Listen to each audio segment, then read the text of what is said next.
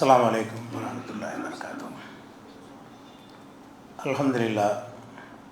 அல்ஹம்துலில்லாஹி நஹ்மதுஹு வ நஸ்தஈனுஹு வ நஸ்தக்ஃபிருஹு வ நஊது பில்லாஹி மின் ஷுரூரி அன்ஃபுஸினா வ மின் ஸய்யிஆத்தி அமாலினா மன் யஹ்திஹில்லாஹு ஃபலா முதில்ல லஹு வ மன் யுத்லில்ஹு ஃபலா ஹாதிய லஹு வ அஷ்ஹது அன் லா இலாஹ இல்லல்லாஹு வஹ்தஹு லா ஷரீக லஹு வாஷஹது அன்ன முஹம்மதன் அப்துஹு வரசூலுஹு அம்மா பஅத்.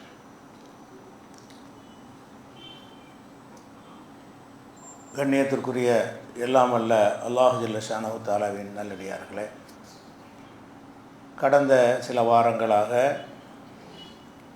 நபிமார்களுக்கு அல்லாஹ் அற்புதம் செய்கிற ஒரு வாய்ப்பை வழங்கினாலும் மற்ற சந்தர்ப்பங்களில் அவர்கள் எல்லா மனிதர்களைப் போலத்தான் இருந்தார்கள். அவர்களுக்கு என்று பிரத்யேகமான ஆற்றலோ சக்தியோ வழங்கப்படவில்லை என்பதற்கு உரிய சான்றுகளை நம்ம கடந்த சில வாரங்களாக பார்த்து வருகிறோம். அதில் ஒரு முக்கியமான ஒரு சான்று, நபிகள் நாயகம் ஸல்லல்லாஹு அலைஹி வஸல்லம் அவங்க வாழ்ந்த காலத்தில் அவங்க மனைவி ஆயிஷா ரலியல்லாஹு அன்ஹா அவர்கள் மீது பழி சுமத்திய சம்பவத்தை நம்ம ஓரளவுக்கு அறிந்து வைத்திருக்கிறோம்.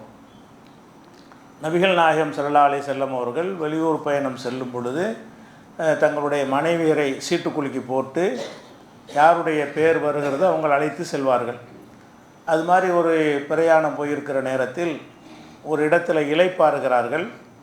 இளைப்பாறுகிற அந்த இடத்துல ஆயிஷா நாயி இந்த கூடாரம் மாதிரி வைத்திருப்பார்கள் ஒட்டகத்துக்கு மேலே. அதிலிருந்து இறங்கி அவங்க இயற்கை தேவையை நிறைவு செய்வதற்காக போயிட்டாங்க. அதான் இங்கே நபித்தோழர்கள்லாம் புறப்பட ஆயத்தமாகிட்டு இருக்கும் பொழுது ஆயிஷா நாயுடைய அந்த ஒட்டகத்தையும் கிளப்பி கூட்டிகிட்டு போயிட்டாங்க. ஆயிஷா நாய் பார்க்குறாங்க, ஒருத்தரையும் காணோம். ஆயிஷா நாயகி அந்த ஒட்டகத்தில் தான் இருக்கிறாங்க என்று நினைத்து கொண்டு, ஏன்னா ஒட்டகத்தில் மூடி போட்டு ஒரு பாக்ஸ் மாதிரி வச்சுருப்பாங்க, அது உள்ளே தான் பெண்கள் உட்கார வைத்து பயணம் செய்வார்கள். அப்போ ஆயிஷா நாயகி வெளியே போனது தெரியாமல் இவங்க ஒட்டகத்தோடு கொண்டு வந்துட்டாங்க. அதுக்கடையில் நபி ஸல்லல்லாஹு அலைஹி வஸல்லம் அவர்களுடைய வழக்கம் என்னென்னு கேட்டால், பின்னாடி ஒரு ஆளை வர சொல்லி ஏற்பாடு பண்ணுவாங்க. எப்போ பார்த்தாலும் ஒரு பிரயாணம் பண்ணி போனாங்கன்னு சொன்னால் இவங்க ஏதாவது ஜாமான்கள் விட்டுட்டு போயிருப்பாங்க, அல்ல எதிரிகள் ஃபாலோ பண்ணி வரலாம், அதுக்காக வேண்டி கொஞ்சம் பின்னாடி ஒருத்தர் செய்வார்னா ஒரு சில மணி நேரங்கள் தாண்டி வர்ற மாதிரி ஒருவரை நியமித்திருப்பார்கள். அவர் பேர் சஃப்வான்கிறவரை அந்த பயணத்தில் நியமித்திருந்தார்கள். அவர் எப்படி பின்னாடி வந்துக்கிட்டே இருக்கார். இந்த இடத்துக்கு வந்துட்டார். வந்தால் ஆயிஷா நாயகி தடுமாறி கொண்டு நிற்கிறார்கள்.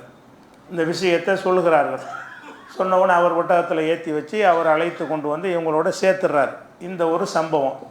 இந்த ஒரு சம்பவத்தை முனாஃபிக்குகள் என்ன செய்கிறாங்கன்னு கேட்டால், ஆயிஷா நாயகியோடையும் அந்த சஹாபியும் சம்மந்தப்படுத்தி ஒரு நிர்பந்த நெருக்கடியான நிலையில் அப்படி தான் வர முடியும். அந்த மாதிரியான ஒரு விஷயத்தை ஒரு தொடர்புபடுத்தி, அதுபோக முன்னையே அவங்களுக்கு தொடர்பு இருந்த மாதிரியெல்லாம் கட்டுக்கதைகளை கட்டி அவதூறுகளை பரப்பி விட்டு விட்டார்கள். அந்த அவதூறுகள் அந்த முனாஃபிக்குகளோடு நிறுத்தி கொள்ளாமல் பல சஹாபாக்களும் கூட அதை பரப்ப ஆரம்பிச்சிட்டாங்க. சில சஹாபாக்கள், குறிப்பாக சொல்வதாக இருந்தால் ஹஸ்ஸான் இப்னு சாபித் அந்த கவிஞர் இருக்கார் இல்லையா, அவர், மிஸ்தகுண்டு ஒரு ஆள், ஹம்னா பின்த் ஜஹஷுங்கிறவங்க, இவங்கெல்லாம் அதுக்கு முக்கியமான அளவில் பரப்புனவங்க. அதாவது இந்த இதில் ஒரு பிரச்சனை இருக்குது, இதை தப்பு நடந்து விட்டது அப்படிங்கிற மாதிரி பரப்பி விட்டாங்க. இது ஊர் பூரா இந்த செய்தி பரகும் பொழுது ஒரு மனிதனுடைய மனைவியின் மீது ஒரு கண்ணியமாக கௌரவமாக இருக்கிற ஒரு மனிதர், ஒரு தலைவர்னு வைத்துக்கொள்ளுங்கள், அவருடைய மனைவியின் மீது இந்த மாதிரியான ஒரு பழிகள் பரப்பப்படும் என்று சொன்னால் அவருடைய மனநிலை எந்த மாதிரி இருக்கும்? சமூகத்தில் தலை நிமிர்ந்து நடக்க முடியாத அளவுக்கு ஒரு இழிவாகவும் கேவலமாகவும் பெரிய மன உளைச்சலாகவும் இருக்கும். அந்த மாதிரி மன உளைச்சலுக்கு நபி ஸல்லல்லாஹு அலைஹி வஸல்லம் அவர்களும் ஆளாகிவிட்டார்கள். அவங்க மனைவி மீது பரப்பப்படுகிறது. ஊர் பூரா இதே பேச்சாக தான் இருக்கிறது. எங்கே பார்த்தாலும் இதுதான் மதீனா முழுவதும் பேச்சாக இருக்கிறது. அப்போ இந்த மாதிரி இருக்கிற எவ்வளோ நாளைக்கு இருக்குதுன்னு கேட்டால் ஒரு மாத காலம் பரவுகிறது. அந்த ஒரு மாத காலம் அந்த அவதூறு பரவுகிறத அப்போ நபிகள் நாயகம் ஸல்லல்லாஹு அலைஹி வஸல்லம் எவ்வளோ வருத்தப்படுவாங்க என்பதை அல்லாஹ் கவனத்தில் கொண்டு அடுத்த நாளே இதை தெளிவுபடுத்தியிருக்கலாம்ல. அல்லாஹ் வசனம் இறக்கிட்டான். ஒரு மாதத்திற்கு பிறகு ஒரு வசனத்தை இறக்கி இது அவதூறு, இந்த மாதிரியான சொல்லக்கூடாது, 4 சாட்சிகளோடு தான் இது மாதிரியான விஷயங்களை பேசணும் அப்படின்லாம் சொல்லி ஒரு வசனம், அந்த வசனத்தை பின்னாடி நான் சொல்கிறேன். அந்த வசனத்தை அல்லாஹ் அருளுற வரைக்கும் ரசூல் ஸல்லல்லாஹு அலைஹி வஸல்லத்துக்கு உண்மை நிலை தெரியலை. ஒரு மாத காலம் இந்த கவலை எவ்வளோ பெரிய கவலை ஒரு மனிதருக்கு. நீங்கள் அடுத்தவங்களுடைய கவலையை போக்குவாங்க, அடுத்தவங்களுடைய கஷ்டத்தை போக்குவாங்க, நமக்கு ரிசுக்கை தருவாங்க, நோயை நீக்குவாங்கன்னெலாம் ரசூலுல்லாஹ் பற்றி நினைக்கிறோமே. நபிகள் நாயகத்துக்கு ஏற்பட்ட இந்த கவலைக்கு நிகரான ஒரு கவலையை மனிதன் சந்திக்க முடியுமா? பெரும் தலைவராக பெரும் கௌரவமானவராக இருக்கக்கூடிய ஒரு மனிதராக இருந்து அவருடைய மனைவியின் மீது அவதூறுகளை நான் மூடுபுறம் பரப்பி விட்டார்கள் என்று சொன்னால் அவருடைய என்ன மாதிரி உளைச்சலுக்கு ஆளாவாங்க. அப்போ அல்லாஹ் என்ன செய்யலை, அவங்க உளைச்சலுக்கு ஆளாகிறாங்களே என்பதற்காக வேண்டி அடுத்த நிமிஷமே இந்த வசனத்தை இறக்குறது பெரிய விஷயமா அல்லாவுக்கு? எப்போ சம்பவம் நடந்து பரவுகிறது அடுத்த நாளே இந்த ஒரு வசனத்தை இறக்கி இது பொய்ன்னு நல்லா சொல்லியிருந்தான்னு சொன்னால் இந்த ஒரு மாத காலம் அவங்களுக்கு பெரிய உளைச்சல் ஏற்பட்டு இருக்காது. அப்போ இந்த செய்தி பரவும்போது எந்த மாதிரிலாம் உளைச்சல் ஏற்படுகிறது என்று சொன்னால் இது புகாரியில் 2661வது ஹதீஸ், பெரிய ஹதீஸ். முழு சம்பவத்தை நீங்கள் அறிந்து கொள்வதாக இருந்தால் அப்படி நீங்கள் தேடி படிக்கணும், சும்மா இது கேட்டு போயிடாமல் புகாரியுடைய 2661 இந்த நம்பரில் உள்ள ஹதீஸை எடுத்து முழுசாக படிங்க. நான் அதில் உள்ள பாயிண்ட்டுகளை மட்டும்தான் இப்போ சொல்கிறேன். முழு ஹதீஸைன்னு சொன்னால் அதுவே ஒரு உரையுடைய அளவுக்கு நேரம் எடுக்கும், அவ்வளோ பெரிய ஹதீஸ் அது. அப்போ அதில் என்ன வருதுன்ற ஆயிஷா நாய் சொல்கிறாங்க, இந்த வதந்தி பரவுன பிறகு இன்னி லா அரா மினன் நபி ஸல்லல்லாஹு அலைஹி வஸல்லம் லுத்துஃபல்லதி குன்து அரா மின்ஹு, அதாவது நான் நோய்வாய்ப்படும் போது ரசூலுல்லாஹ் என் மீது எந்த மாதிரி ஒரு பரிவு காட்டுவார்களோ அந்த மாதிரி பரிவை இதுக்கு பிறகு நான் பார்க்கவே இல்லை. இந்த கேள்விப்பட்ட உடனே ரொம்ப கவலைப்பட்டு நோயாளி ஆகிட்டாங்க ஆயிஷா நாய். ரசூலுல்லாஹ் ஆயிஷா நாய் நோய்வாய்ப்பட்டால் ரொம்ப கவனமாக கரிசனமாக இருப்பாங்கல்ல, அந்த கரிசனத்தை என்னால் பார்க்க முடியலை. அந்த சந்தேகம் உள்ளுக்குள்ளே இருந்து அவங்கள எந்தளவுக்கு அறுத்து இருக்குன்னு சொன்னால் மனைவி நோய்வாய்ப்பட்டிருக்கிறாங்கன்றா கூட நல்லா இருக்கியா அப்படி போயிடுவாங்களாம், விசாரித்துவிட்டு போய்விடுவார்கள். இன்னமா எதுக்குள்ள போய் சல்லிமும் வருவார்கள், சலாம் சொல்லுவார்கள், எப்படி இருக்கிறீங்க கேட்டு போய்விடுவார்கள். ஒரு பரிவு ஒரு அன்பு அது எல்லாமே இல்லாமல் போச்சு. அவங்க மனசுக்குள்ளேயும் அவங்களும் நடக்கத்தானே செய்வாங்க. ஒரு விஷயம் உண்மையாக பொய்யான்னு தெரியலை என்று சொன்னால் அவங்க மனசுக்குள்ளே எப்படி இருந்திருக்குமோ அப்படின்னு இருக்க போய் தான் அந்த வித்தியாசம் நடைமுறை அப்படி மாறுது. ரசூலுல்லாஹ்வுடைய ஆயிஷா நாயிட்டு எப்படி நடந்து கொள்வார்களோ அந்த நடவடிக்கைகள் மாறுகிறது. அதோடு நிற்கல ரசூல் ஸல்லல்லாஹு அலைஹி வஸல்லம். இது ஒரு அவதூறு தானேன்னு அலட்சியப்படுத்திட்டு இருந்தால் கூட நிம்மதியாக இருந்திருப்பாங்க. அவங்களுக்கு அலட்சியப்படுத்த முடியலை, பரவுத அப்போ இருக்குமோங்கிற ஒரு விஷயம் இருக்கிறது. அதனால் என்ன செய்கிறாங்கன்னா ரசூல் ஸல்லல்லாஹு அலைஹி வஸல்லம் அவர்கள் பலர்கிட்டையும் விசாரிக்கிறார்கள். எல்லாமே இந்த ஒரு ஹதீஸில் தான் வருது. யார்கிட்டையெல்லாம் விசாரிக்கிறாங்க? உசாமா தான் ரசூலுல்லாஹ்வுக்கு ஒரு வளர்ப்பு மகனாக இருந்தார்ல ஜெயிது, அவருடைய மகன் உசாமா. ரசூலுல்லாஹ் பிள்ளை மாதிரி ரொம்ப பேரன் மாதிரி பாசமாக வச்சுருப்பாங்க. அந்த உசாமாவை கூப்பிட்டு கேட்குறாங்க, நீ என்னப்பா நினைக்கிற ஆயிஷா பற்றி, இப்படி பரவிக்கிட்டே இருக்கிறது, விவாகரத்து பண்ணிடுவோமா, நிம்மதி இல்லாமல் இருக்குது அப்படிங்கிற அளவுக்கு எப்படி கேட்குறாங்க. ஃபிராக் யஹ்லி, அதாவது மனைவியை விவாகரத்து செய்கிறது சம்பந்தமாகவே ஏன் விவாகரத்து செய்கிறாங்க? அப்படி உண்மையாக இருந்தால் வாழ முடியாதுல்ல.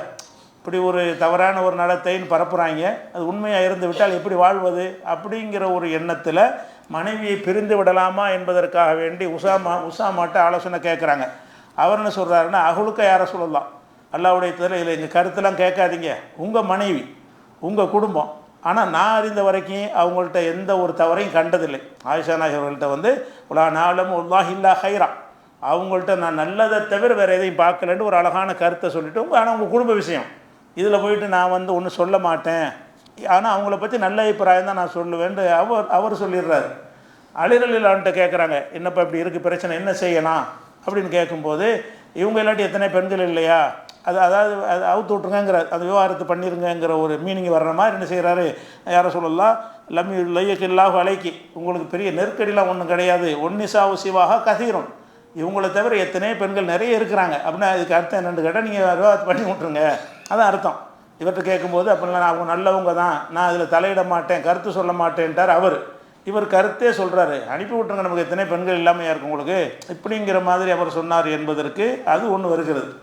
அதுக்கடுத்து என்ன செய்கிறாங்கன்னு கேட்டால், ஆயிஷா நாயுடைய ஊழியர் பணிப்பெண் இருந்தாங்க பரீரான்னு சொல்லி, அந்த பரீராவை கூப்பிட்டு கேட்குறாங்க, பரீராவை நீ ஆயிஷா பற்றி என்ன நினைக்கிற, அவங்கள்ட்ட ஏதாவது தப்பான நடத்தைகள் இது வரைக்கும் பார்த்துருக்குறியா, இந்த ஒரு சம்பவத்தை வச்சு இதுக்கு முந்தி ஏதாவது இப்படி தொடர்பு அப்படிங்கிற மாதிரி எல்லாம் ஒரு சந்தேகம் வர போய் தான் கேட்குறாங்க, பரீராட்ட கேட்குறாங்க. அப்படி கேட்குறாங்க, யா பரீரா ஹல் ரைத் ஃபிஹா ஷையன் யுரிபிக்கி, உனக்கு சந்தேகப்படுற மாதிரி ஆயிஷாவிடத்தில் ஏதாவது நடவடிக்கைகள் நீ பார்த்துருக்கிறியான்னு கேட்குறாங்க. அப்போ பரீராட்ட போய், அவங்க தான் நெருக்கமாக இருக்கிறாங்க, பரீரா தான் வீட்டில் இருக்கக்கூடிய ஒரு வேலைக்கார பெண்ணு மாதிரி இருக்கிறாங்க, அவங்கள்ட்ட போய் கேட்குறாங்க, நீ ஏதாவது உனக்கு சந்தேகம் இருக்குதா, போய் இது என்ன எதுக்கு சொல்கிறோம்னு கேட்டால், அவங்களுக்கு உள்ளத்தில் ஒரு பெரும் கவலையும் ஒரு சந்தேகத்தையும் ஏற்படுத்தியிருக்க போய் தான் இந்த மாதிரிலாம் இருக்கிறாங்க. இப்படி இருந்த ஒரு மனிதன் எவ்வளோ மன உளைச்சலுக்கு ஆளாகும். அப்போ இந்த அல்லாவுடைய ரசூலுடைய மன உளைச்சலை கூட அவங்களால தீர்த்துக்கிற முடியலையே. மன உளைச்சலில் தான் இருக்குது. அல்லாவா தீர்க்கிற வரைக்கும் வெயிட் பண்ண முடிஞ்சே தவிர இந்த மன உளைச்சலிருந்து தங்களை காப்பாற்றி கொள்ளலான்னா இவங்க என்ன நினைக்கிறாங்க, ரசூல்லா உலியா பெரியார்கள்லாம் நம்முடைய எந்த கவலையாக இருந்தாலும் போக்கி விடுவார்கள்னு சொல்லி என்ன செய்கிறாங்க, போக்குறாங்க. அவங்க இதை போக்க முடியலை. போக்குறதா இருந்தால் இதை போக்கியிருக்கணும். உள்ளதில் கவலையில் பெருங்கவலை, இந்த பெரிய கவலையை அல்லாஹ் கொடுக்காமல் இருந்திருக்கணும். அதே மாதிரி ரசூல்லாவுடைய நிறைய பேர் கேட்டிருப்பாங்க இருக்குது. அறிவிப்பில் கிடைக்கிறது ஒரு 4 பேர் தான் வருது. ஆயிஷா நாயகி சொல்கிறது. ஜெய்னப்கிட்ட கேட்குறாங்க. ஜெய்னப் யாருன்னா ரசூல்லாவுடைய இன்னொரு மனைவி ஜெய்னப் பின்த் ஜஹஷ். அவங்கள்ட்ட கேட்குறாங்க. அவங்க என்ன செய்கிறாங்கன்னா, அல்ல அவங்க மேலே நான் நல்லதை தவிர வேறு ஒன்றும் பார்க்கல, ஆயிஷாவை அப்படின்னா நினைக்க முடியாது, ஆயிஷாவிடத்தை நான் நல்லதை தான் பார்க்குறேன்னு சொல்லி அவங்க கருத்து சொல்கிறாங்க. அப்போ என்னென்னு கேட்டால் 4 பேர்கிட்ட ரசூல்லா விசாரித்தா இந்த ஒரு ஹதீஸில் வருது. இன்னும் பலர்கிட்ட விசாரிப்பாங்க, அது ஆயிஷா நாயகி தெரியாமல் இருந்திருக்கலாம். பலர்கிட்டையும் போட்டு விசாரிக்கும் அளவுக்கு ரசூல் ஸல்லல்லாஹு அலைஹி வஸல்லம் அவர்கள் கடுமையான பாதிப்புக்கு ஆளாக இருக்கிறார்கள் என்பதை நம்ம பார்க்குறோம். அது மாத்திரம் இல்லை, நேரவே ஆயிஷா நாயிட்டு வரோம். எதுக்கு இதை சொல்கிறோம்னு கேட்டால், இது என்ன மாதிரியான ஒரு கவலை ஒரு மனிதருக்கு இப்படியான ஒரு நிலைமை ஏற்படும் என்றால், இன்றைக்கி ஒரு மாதத்தில் அவங்க என்னவெல்லாம் மன உளைச்சலுக்கு ஆளாக இருப்பாங்க. ஒழுங்காக சாப்பிட்ருப்பாங்களா, ஒழுங்காக தூங்கியிருப்பாங்களா, நிம்மதியாக இருந்திருப்பாங்களா, பணியாற்றி இருப்பாங்களா, இதே தானே அவங்கள்ட்ட ஃபீலிங்கில் இருந்துக்கிட்டே இருக்கும். அப்போ அவ்வளவு விஷயத்தில் ஒரு மாத காலம் இந்த கவலையில் ஓடிக்கொண்டிருக்கிறார்கள். அதே மாதிரி ஆயிஷா நாயிட்ட வர்றாங்க. கேட்குறாங்க, ஆயிஷாவே பலகனி அன்கி கதாவா கதா, இன்னென்ன மாதிரியெல்லாம் உன்னை பற்றி பேசுகிறார்கள். இப்படி கேட்குறாங்க. இன்னென்ன மாதிரிலாம் உன்னை என்னென்ன மாதிரின்னு வரல, இப்படிலாம் பேசுகிறாங்கன்னு தான் அதிஸ் வாசகத்தில் இருக்குது. இன்னென்ன மாதிரியெல்லாம் உன்னை பற்றி பேசுகிறார்கள். ஒயின் குந்தி பரியத்தன், நீ இந்த தப்பு செய்யாதவளாக நீ இருந்தால் அல்லாஹ் அதிலிருந்து உன்னை விடுவிப்பான். ஒயின் குந்தி அல்மம்தி விதம்பின், நீ இந்த ஒரு பாவத்தை செய்து இருப்பாயானால் ஃபஸ்தக்ஃபிரில்லா, நீ அல்லாஹ்ட்ட பாவ மன்னிப்பு தேடிக்க. இப்படி சொல்கிறாங்க. நீ இது செய்யலைன்னு சொன்னால் அல்லாஹ் உன்னை விடுவிச்சிருவான். ஏதாவது ஒரு வகையில் அல்லாஹ் உன்னை விடுவித்து விடுவான். நீ செஞ்சு இருந்தாய் என்று சொன்னால் நீ அல்லாஹ்ட்ட இப்படி ஒரு மனைவி விட்டு போய் சொல்வதாக இருந்தால் யார் சொல்லுவா? சாதாரண நிலையில் சந்தேகம் இல்லாத ஒரு கணவர் மனைவி விட்டு இப்படி சொல்லுவாரா? மனைவியின் மீது அந்த அவதூறுகள்னால் பாதிப்பு ஏற்படலை என்று சொன்னால் இந்த காதில் வாங்கி இந்த காதில் விட்டுட்டு போயிருப்பாங்க. அவங்க எவ்வளோ பாதிப்பு இருந்தால் நேரடியாக மனைவி விட்டு கேட்குறாங்க, இப்படி சரி நல்லவளாகவும் இருக்கலாம், தெரியலை, நீ நல்லவளாக இருந்தால் அல்லாஹ் உன்னை காப்பாற்றுவான். நீ செஞ்சு இருந்து என்று சொன்னால் ஃபஸ்தக்ஃபிரில்லா தூபி இலைஹி, அல்லாஹ்விடத்தில் பாவ மன்னிப்பு தேடி திருந்திக்கொள். ஃபைனல் அப்த இதா தரஃப பிதம்பிஹி, ஒரு அடியான் தன்னுடைய பாவத்தை ஒப்புக்கொண்டு சும்மா மன்னிப்பு கேட்டானே என்று சொன்னால் தாபல்லாஹு அலைஹி, அல்லாஹ் மன்னிப்பான். அந்த ஒரு அறிவுரையும் சொல்லி, நீ என்ன தப்பு செஞ்சிருந்தாலும் பரவாயில்லை, அல்லாஹ் மன்னிப்பான்.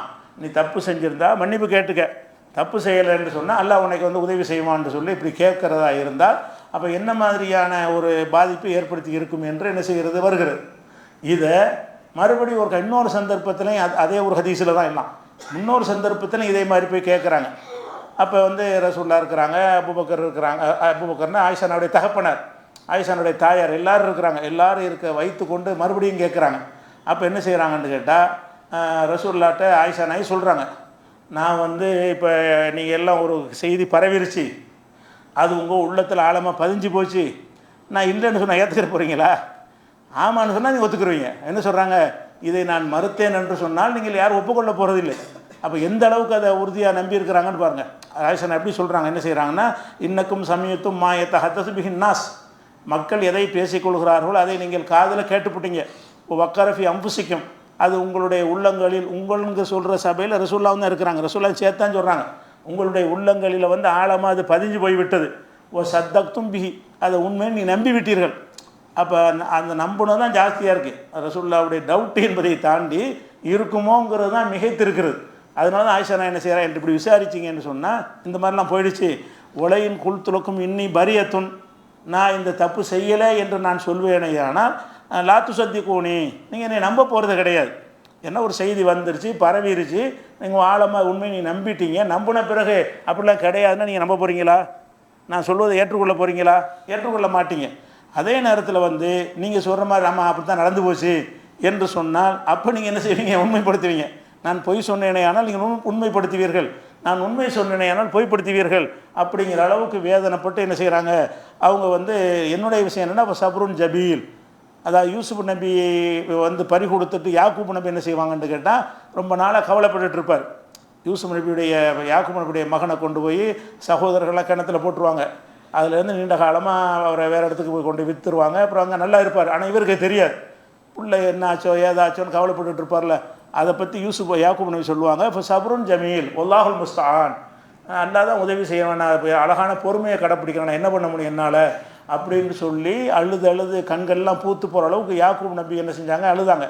அப்போ இந்த வார்த்தையை சொன்னாங்க, வல்லாஹுல் முஸ்தஆன் சப்ருன் ஜமீல், அல்லாட்ட தான் உதவி தேடணும், நான் அழகான முறையில் பொறுமையை மேற்கொள்கிறேன் அப்படின்னு யாக்கூப் நபி சொன்னார்களே, அதைத்தான் நான் சொல்வேன், வேறு ஒன்றும் சொல்கிறதுக்கு இல்லை. இந்த குர்ஆன் ஆதாரத்தை வச்சு சொல்கிறாங்க. யாக்கூப் நபி எந்த மாதிரியான கவலையில் இருந்தார்களோ அந்த கவலையில் நான் இருக்கிறேன். என்னுடைய எதிர்பார்ப்பு என்னென்னா சபுர் தான். வேறு என்ன பண்ணுறது, அல்லாஹ் என்ன செய்கிறான்னு பார்ப்போம், நான் அழகான முறையில் நான் பொறுத்து கொள்கிறேன், இப்போ சபுருன் ஜமீல், அழகான முறையில் பொறுத்து கொள்கிறேன் என்று ஆயிஷா நாயகி அந்த சபையில் விசாரிக்கிற ஒரு சபையில் அதையும் சொல்லிடுறாங்க. அது மாத்திரம் இல்லாமல் அப்போ இதில் என்ன மெயின் விஷயம் என்னன்னு கேட்டால், இந்த அதிகமான மக்கள் அது மெய்யின் நம்பிட்டாங்க. அதாவது இப்படியும் எப்படியுமா இருந்தால் கூட பரவாயில்லை, இருக்குமோ இருக்காது, ஒரு 50-50 இருந்தால் கூட பரவாயில்லை. எந்த அளவுக்கு ஆகிடுச்சின்னு சொன்னால் இருக்குமோங்கிறது தூக்கி போச்சு, தூக்கல் ஆகிடுச்சு, இருக்கத்தான் செய்யும் அப்படிங்கிறது ஜாஸ்தி ஆகிடுச்சு. அப்படின்னு எதை வச்சு சொல்கிறோம், ஆயிஷா நாய் சொல்ல வச்சு சொல்கிறோம். ஆயிஷா நாய் என்ன செய்கிறாங்க, உங்கள் உள்ளத்தில் பதிஞ்சு போச்சு, அதை மெய்யின்னு நம்பிட்டீங்க, நான் இல்லைன்னு சொன்னாலும் நீ ஏற்றுக்கிற போகிறது இல்லை அப்படின்னு என்ன அர்த்தம். அப்போ எல்லாருமே இந்த அவதூறை மெய்யின்னு நம்புகிற அளவுக்கு ஆயிட்டாங்க. அப்போ இது மாதிரி இருந்தால் அப்போ ரசூலுல்லாஹ் அப்படி தன் மனைவி தவறாக நடந்து விட்டார்கள்னு நினைத்தார்களேயானால், சாதாரண ஒரு மனிதனுக்கு இப்படி ஏற்பட்டால் அப்படி உலகத்துக்கு தெரியாமல் இப்படி போயிடலாம். இவங்களுடைய ஒவ்வொரு செயலும் ஒவ்வொரு அசைவும் கண்காணிக்கப்படுகிறது, மக்களால் பார்க்கப்படுகிறது. அப்படியான ஒரு நிலையில் உள்ள ஒரு மனிதருக்கு இந்த நிலை ஏற்பட்டால் என்ன ஆகும், அந்த கவலையை அளந்து சொல்ல இயலாது. அது இந்த மாதிரி கவலை என்று எந்த மனிதனுக்காவது இப்படி ஒரு கவலை வந்திருக்கும்னு சொல்ல இயலாது. அப்படிப்பட்ட கவலையில் இருக்கும் பொழுது அது எந்த அளவுக்குன்னா ரசூல் ஸல்லல்லாஹு அலைஹி வஸல்லம் என்ன செய்கிறாங்கன்னா, ஒரு நாள் பள்ளிவாசல் மக்கள்லாம் கூப்பிடுங்கிறாங்க.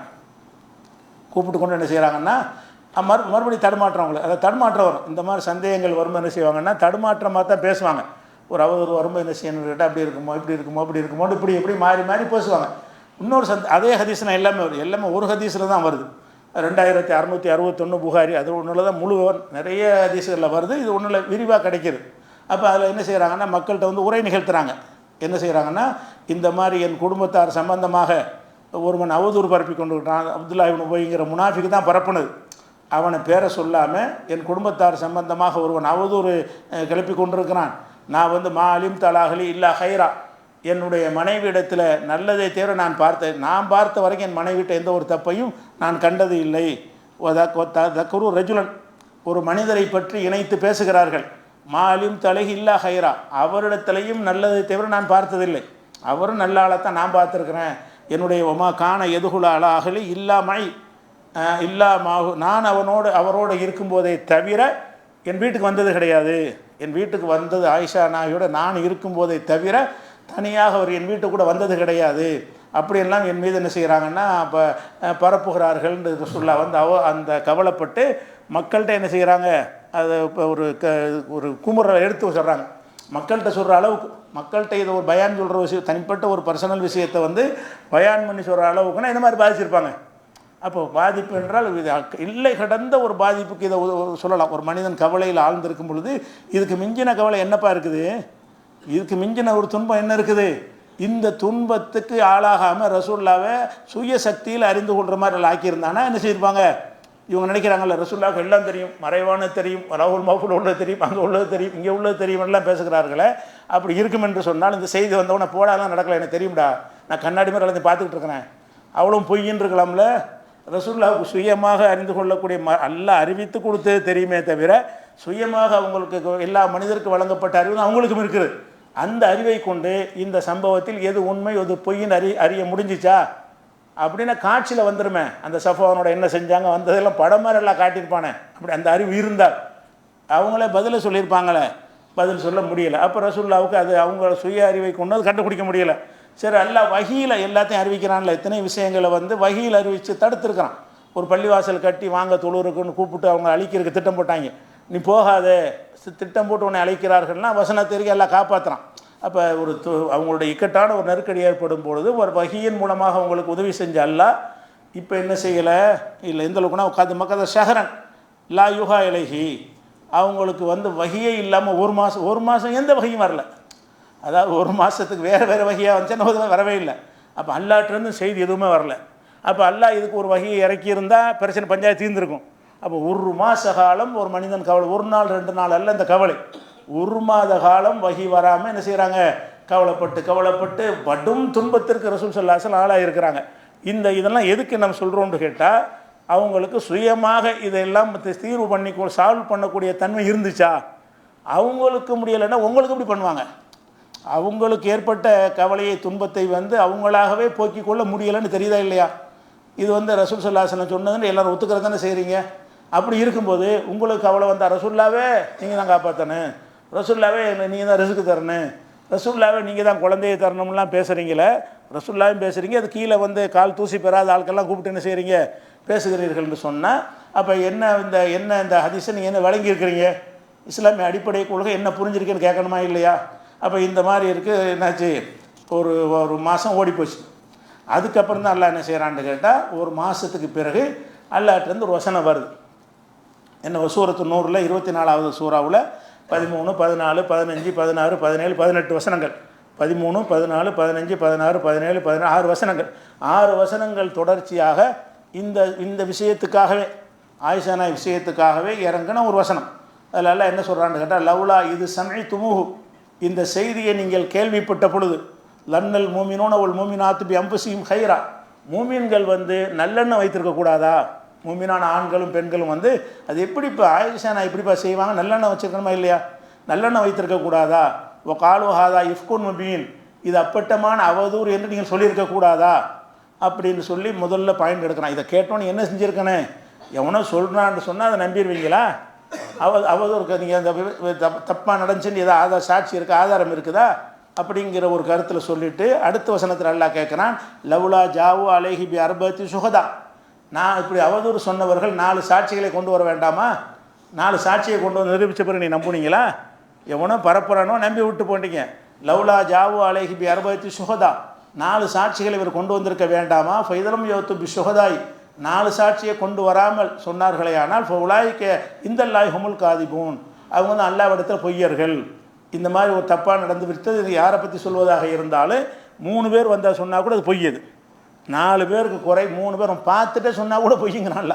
எப்படி சொல்கிறான், இப்போ லவ்லா ஜாவு அலைஹி பி அர்பத்தி சுஹதா, இதற்கு 4 சாட்சிகளை அவர்கள் கொண்டு வந்திருக்க வேண்டாமா? ஃபைதலம் யோத்து பி சுஹதாய், 4 சாட்சிகளை அவர் கொண்டு வரவில்லை என்று சொன்னால் உலாய்க்க இந்தல்லாஹி ஹுமுல் காதிபூன், அல்லாஹ்விடத்தில் அவங்க தான் பொய்யர்கள். 4 சாட்சியை கொண்டு வராமல் இதை சொன்னால் பொய்யர்கள். இப்படி நீங்கள் நினச்சிருக்கணுமா இல்லையா? எப்படி நீங்கள் நம்புனீங்க, எப்படி நீங்கள் பரப்புனீங்க அப்படின்னு கேட்குறான். இது தலக்கவுனுகும் பி அல்சினத்திக்கும், உங்களுடைய நாவுகளால் இதை என்ன நீங்கள் கடத்தி கொண்டிருந்தீர்கள். நீங்கள் கேட்ட அவர்கிட்ட சொல்கிறது, அவர்கிட்ட சொல்கிறது, இவர்கிட்ட சொல்கிறது, இப்படி பரப்பிக்கொண்டே இருந்தீர்கள். ஓ தக்கோலு நபி அஃபுஹாய்க்கும், உங்களுடைய வாய்களால் நீங்கள் சொன்னீர்கள், மா லைசலக்கும் பிஹி இல்முன், உங்களுக்கு இல்மு இல்லாத, உங்களுக்கு ஞானம் இல்லாத, உங்களுக்கு அறிவு இல்லாத ஒரு விஷயத்தில் போய் என்ன செஞ்சீங்க, அதை நீங்கள் வாய்களால் சொன்னீர்கள். வாய்களால் சொல்வதற்கு முந்தி இதனுடைய விஷயம் என்னன்னு நீங்கள் என்ன செய்யலை, சிந்திக்கலை, ஆதாரம் கிடையாது அப்படின்னு சொல்லிட்டு தஹசபுனோ ஹையினன், இது லேசான விஷயமாக கருதுகிறீர்கள். ஓஹோ இந்தல்லாஹி அலீம், அல்லாஹ்விடத்தில் பெரிய பயங்கரமான விஷயம், இந்த மாதிரி பரப்புவது என்னது பயங்கரமான விஷயம் அப்படின்னு சொல்லிட்டு இது அடுத்த வசனத்தில். அதுக்கடுத்த வசனம் அல்லாஹ் சொல்லி காட்டுகிறான், லவ்லா இஸ்ஸமி துமுஹு குல்தும், நீங்கள் இதை கேள்விப்பட்டிருக்க போது சொல்லியிருக்கக்கூடாதா? என்ன சொல்லக்கூடாது? மா யகூனுலனா அன்னத்த கல்லமை பிஹாதா, இதை பற்றி நாங்கள் பேச தயாராக இல்லை, நாங்கள் அதுக்கு சாட்சிகள் இல்லாமல் ஆதாரம் இல்லாமல் நீங்கள் சொல்வீர்களே ஆனால் அதை ஏற்றுக்கிற மாட்டோம், இதை பற்றி பேச மாட்டோம் என்று சொல்லியிருக்க மாட்டீங்களா? சுபஹானக ஹாதா புஹுத்தானு அலீம், இது மகத்தான் அவதூறு என்று நீங்கள் சொல்லியிருக்க மாட்டீர்களா அப்படின்னு சொல்லிட்டு என்ன செய்கிறான், ஏழுக்கும் முல்லாஹு, அல்லாஹ் உங்களுக்கு அறிவுரை சொல்கிறான், அன் தஊதுலி மிஸ்லிஹி அபதா, இது போன்ற காரியத்தை இனி ஒரு போதும் செய்யக்கூடாது. இப்போ செஞ்சிட்டீங்க, பரப்பிட்டீங்க, நடந்து போச்சு, இனி ஒரு போதும் செய்யக்கூடாது என்று அல்லாஹ் என்ன செய்கிறான், உங்களுக்கு அறிவுரை சொல்கிறான் அப்படின்னு சொல்லிட்டு இந்த வசனம் 24:15 18 வரைக்கும் உள்ள வசனத்தில் அல்லாஹ் இதை எடுத்து காட்டுகிறான். அப்போ இதிலேருந்து அதுக்கு பிறகு என்ன செய்கிறான்னு கேட்டால், அந்த அவதூறு சொன்னாங்கல்ல அவங்களுக்கு பனிஷ்மெண்ட்டும் இது தொடர்ச்சிலாம் வருது. அவதூறு சொன்ன ஆளுக்கு யார் நிறைய பேர் சொல்லியிருக்கிறாங்க, அது முனாஃபிகள் நிறைய சொன்னாங்க, அவங்களுக்கு கசையடி கொடுக்கப்பட்டுச்சு. சஹாபாக்களில் சொன்ன இந்த 3 பேர், ஹஸ்ஸான் இப்னு சாபித்து, ஜெய்னப் பின்த் ஜஹஷ், ஒரு மிஸ்தகன்ற ஒரு ஆள், மிஸ்தகர் அபூபக்கருக்கு சொந்தக்கார ஆள், அப்படி இருந்தும் கூட அவர் நெஞ்சார் அதை சொன்னார். ஹஸ்ஸான் இப்படிப்பட்ட ஒரு ஆள், அவருக்கு இந்த எதிரிகளுக்கு பதில் கொடுப்பதற்கு அவரை கவிதை பாட சொல்லுவாங்க. எதிரிகள் வந்து ரசூல்லாவை வந்து கவிதையில் திட்டுவாங்க. ரசூல்லாவுக்கு கவிதை தெரியாது. அவங்களுக்கு அவங்க பாஷையில் பதில் சொல்வதற்கு ஒரு கவிஞர் தான் சொல்ல முடியும். அப்போ ஹசானை கூப்பிட்டு, ஹசானே நீ வந்து ஏன் சார்பா நீ பதில் கொடு, கவிதைக்கு கவிதையில் பதில் கொடு. இப்போ இன்னும் ஜிப்ரீலை மாக்க உன்னோட ஜிப்ரீல் இருக்கிறாருனாங்க. அப்போ யார்கிட்ட ஜிப்ரீல் இருக்கிற அவர் அவதூறு பண்ணியிருக்காரு. அந்த கவிதை பாடும்போது ஜிப்ரீல் இருக்கிறாங்க. ஆனால் மற்ற நேரத்தில் ஜிப்ரீலை கொண்டு வலுப்படுத்தப்பட்டவர்னு சொல்லப்பட்ட ஹசானும் என்ன செய்கிறாரு, இந்த ஒரு அவதூறை நம்பி பரப்புறார். கடைசியில் அதுக்கு என்ன செஞ்சான்னு கேட்டால் அவங்களுக்கெல்லாம் 80 கசையடி, 4 சாட்சி இல்லாமல் இந்த மாதிரி யாரெல்லாம் சொன்னால் பரப்புனார்களோ அவங்களுக்கு 80 கசை சவுக்கடி கொடுக்கப்பட்டுச்சு. இந்த 3 பேருக்கும் கொடுக்கப்பட்டுச்சு. அவங்க தெரிஞ்சுட்டாங்க, தௌபாச்சிட்டாங்க, மன்னிப்பு கேட்டுக்கிட்டாங்க. அப்புறம் ஆயிஷா நாயிட்ட சந்தித்து ரொம்ப நெருக்கமாக ஆகி கொண்டாரு. அது தனி விஷயம். இப்போ நம்ம கவனிக்கிற விஷயம் என்னென்னு கேட்டால், இப்போ ஆயிஷா நாயுடைய இந்த சம்பவத்திலேருந்து எல்லாம் என்ன செய்கிறான்னு கேட்டால், நீங்கள் கெட்டது நினைக்கிறீங்க எனக்குதா, அதில் ஒரு நன்மை இருக்குது. என்ன நன்மை? இவ்வளோ சட்டங்கள் உங்களுக்கு கிடைக்குது, இவ்வளோ கொள்கை வந்து இருக்கிறது. அப்போ பெண்கள் மீது நீங்கள் வாட்டுக்கு அவதூறு சொல்லி பழப்பி விட்டு போகக்கூடாது என்பதற்கு அந்த சட்டத்தை கொண்டு வந்து அதை முக்கியத்துவத்தை உணர்த்துவதற்கு இந்த மாதிரி ஆக்கி வச்சுருக்காங்களா. ஒரு மாத காலம் ஒரு தேட்டத்தை ஏற்படுத்தி, ஒரு மாத காலம் ஒரு குழப்பத்தை ஏற்படுத்தி, அதுக்கு பிறகு ஒரு செய்தியை சொல்லும்போது ஆளை பதியுங்க. ஒரு செய்திக்கு வந்து அதுக்கு ஒரு தேடுதலை ஏற்படுத்தணும், ஒரு ஆர்வத்தை ஏற்படுத்தணும். அப்போ அவ்வளோ நாள் எடுத்தெல்லாம் என்ன செய்கிறான்னா இந்த சட்டத்தை கொண்டு வருகிறான். அப்போ இதிலேருந்து புரிந்து கொள்கிற விஷயம் என்னென்னு கேட்டால், நபிகள் நாயகம் ஸல்லல்லாஹு அலைஹி வஸல்லம் இறை தூதர் என்பதற்காக சில அற்புதங்களை செஞ்சாங்க. அல்லாஹ் எதை செய்ய அனுமதிச்சானோ அதை செஞ்சாங்க. 1 2 செஞ்சாங்க. அல்லாஹ் அனுமதித்த நேரத்தில் செஞ்சாங்க, எல்லா நேரத்திலும் செய்யவில்லை. மற்ற எல்லா சந்தர்ப்பங்கள்லையும் இந்த மாதிரி உங்களுக்கு நடந்தால் நீங்கள் எப்படி இருப்பீங்க அப்படி தான் அவங்களும் இருந்தாங்க. இந்த மாதிரி ஒரு நிகழ்ச்சி எனக்கு நடந்தால் நான் எப்படி இருப்பேன், உங்களுக்கு வந்து நீங்கள் எப்படி இருப்பீங்க, அதே மாதிரி தான் ரசூலுல்லாஹ் நினைஞ்சாங்க. கவலைப்பட்டாங்க, துன்பப்பட்டாங்க. இதனுடைய விஷயம் விலங்குகளையேண்டு நம்ம வந்து குழம்பி போயிடுவோம் இல்லையா. அந்த மாதிரி ஒரு நிலையில் தான் நபிகள் நாயகம் ஸல்லல்லாஹு அலைஹி வஸல்லம் இருந்தார்கள். இந்த ஒரு சம்பவம் இந்த உம்மத்து சரியாக விளங்கி இருந்தால் இந்த தர்கா ஒன்றுமே இருக்காது அந்த சமுதாயத்தில். இந்த ஒரு ஹதீஸை ஒழுங்காக படிச்சிருந்தார்களே ஆனால் அவங்கள்ட்ட என்ன ரசூலுல்லாஹ் இவ்வளோ பெரிய ஒரு நேரத்தில் கூட அவங்களுக்கு இதெல்லாம் வந்து தங்களை காப்பாற்றி கொள்ள முடியலையே. அல்லாஹ் அவங்களுக்காக வேண்டிய ஒரு வசனத்தை இறக்கலை. 1 மாதம் காணாதுனால போட்டானே, நீ கவலைப்பட்டு போன்னு விட்டுட்டானே. அப்படி இருக்குமே என்ன விளங்குது? எல்லா பவரும் தான். லா இல்லாஹு இல்லல்லாஹுக்கு அர்த்தம் இங்கே தான் விளங்குது. அவன் நினச்சே செய்வானே தவிர ரசூலுல்லாஹ்வுக்கு அவங்களாம் அந்த மாதிரி ஒரு பிரத்யேகமான இதெல்லாம் கொடுக்க மாட்டான்னு விளங்குதா இல்லையா. இது மாதிரி நிறைய விஷயங்கள் இருக்குது. இன்ஷா அல்லாஹ் அதை அடுத்தடுத்த வாரங்களில் பார்க்கலாம்.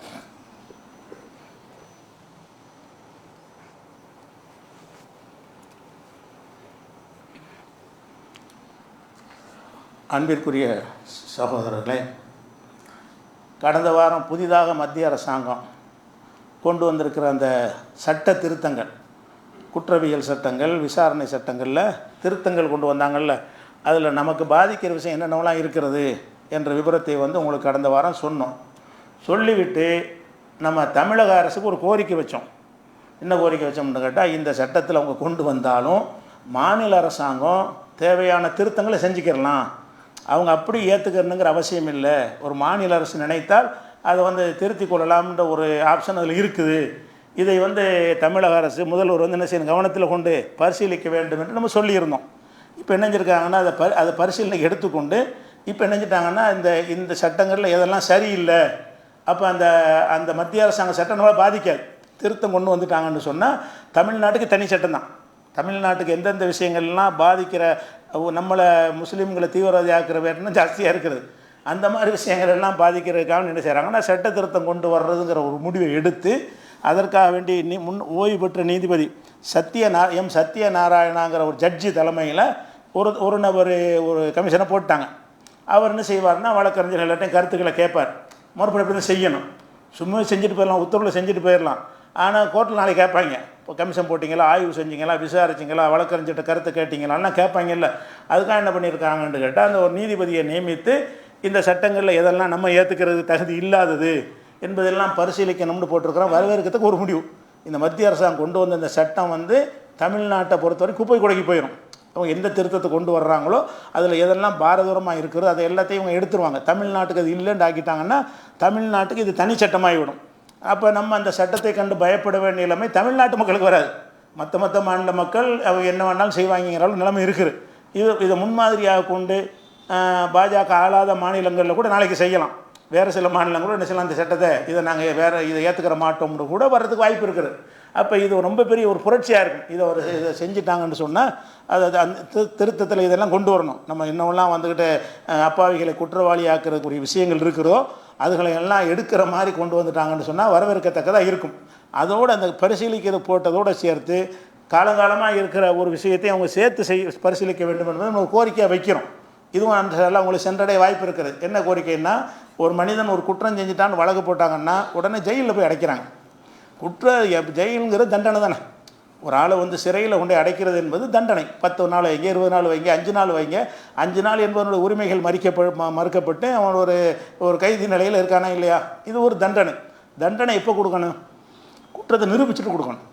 போலீஸ் சொன்னோன்னு தண்டனை கொடுத்துட முடியாது. என் மேலே ஒரு அவதூறு வழக்கு ஏதோ ஒரு வழக்கை போட்டுவிட்டு என்னை கொண்டு 1 மாதம் உள்ளே வச்சுட்டாங்கன்னு சொல்லி அப்புறமேல் பார்த்தா நான் அந்த குற்றம் செய்யலாம் வெளியே விட்றாங்க. அந்த 1 மாதம் தண்டனை கொடுத்து அது யார் திருப்பி தருவான்? எனக்கு என்னுடைய 1 மாதம் வாழ்க்கை வீணாக போச்சே. 1 மாதம் இல்லை, பல வருடங்கள்லாம் உள்ளே இருந்துட்டு வெளியே வர்றாங்க. அதனால் இந்த விசாரணை கைதிகள்ங்கிற ஒரு மேட்டரே இருக்கக்கூடாதுன்னு சேர்த்து திருத்தினாங்கன்னா, யார் மீது குற்றம் இருந்தாலும் வழக்க போடுங்க, கோர்ட்டில் ஆஜராகிட்டு கோர்ட்டில் போயிட்டு வந்துக்கிட்டு இருக்கணும். அது சிறையில் ஏன் அடைக்கிறீங்க? அவரை எந்த குற்றத்துக்கும் சிறையில் அடைக்க தேவையில்லை. யாராவது வெளிநாடு தப்பிச்சு போயிடுவானா பாஸ்போர்ட் அதெல்லாம் கொஞ்சம் முடக்கிருங்க. அந்த மாதிரி விஷயங்களை செய்யணுமே தவிர, சிறையில் வெளியே இருந்தாலும் சாட்சியை கலைத்து விடுவார், அதெல்லாம் காரணம். வெளியே இருந்தாருன்னா என்ன செய்வாங்களா? சாட்சியை தான் கலைச்சிருவாங்களாம். உள்ளேருந்து கலைக்கலாதா? உள்ளே எந்த காலத்தில் வாழ்ந்துக்கிட்டு அந்த காட்டு முன்னாடி காலத்தில் எழுதினாங்க இந்த சட்டத்தை. இப்போ ஒரு செய்தியை செய்வதாக இருந்தால் உள்ளே இருந்துக்கிட்டே எல்லாத்தையும் நீக்க முடியாதா? ஜெயிலுக்குள்ளே இருந்துக்கிட்டே டெல்லியோட ஆட்சியை கெஜ்ரிவால் நடத்தலையா? உள்ளுக்கு இருந்துக்கிட்டே என்ன வேணாலும் செய்யலாமுங்க. அப்போ ஜெயிலில் வெளியே விட்டால் இவர் போய் எல்லாத்தையும் கடத்திடுவார். அதனால நான் உள்ளே கொஞ்சம் வைக்கணும்னு அரசாங்கம் ஒரு நியாயத்தை கற்பித்து பழி வாங்குவதற்காக இந்த மாதிரியான விஷயங்களை சொல்லுகிறார்கள். அந்த மாதிரிலாம் கிடையாது. உள்ளக்க வெளியே இருந்தாலும் அவன் செய்கிற காரியத்தை உள்ளே இருந்து செய்வான். நீங்கள் உள்ளே பிடிச்சி போட்டதுனால அவனுக்கு சாதகமான வேலையை செய்யாமல் இருக்க மாட்டான். சாட்சியை மறைக்கிறது கொள்வது எல்லாத்தையுமே செய்யத்தான் செய்வான். அதனால் இதை காரணம் காட்டி உள்ளே வைக்கிறதை விட எந்த ஒரு குற்ற செயல் நடந்தாலும் சரி, விசாரணை கைதிங்கிற ஒரு விஷயம் இருக்கக்கூடாது. பல ஆயிரம் கோடிகளுக்கு செலவாகுது. இந்த விசாரணை கைதின்னு உள்ள கொண்டே 10,000 பேர் அடித்து வச்சான்னு சொன்னால் அவனுக்கு சாப்பாடு தங்குற எல்லா வசதியும் அரசாங்கம் செஞ்சு கொடுக்க வேண்டியிருக்கு.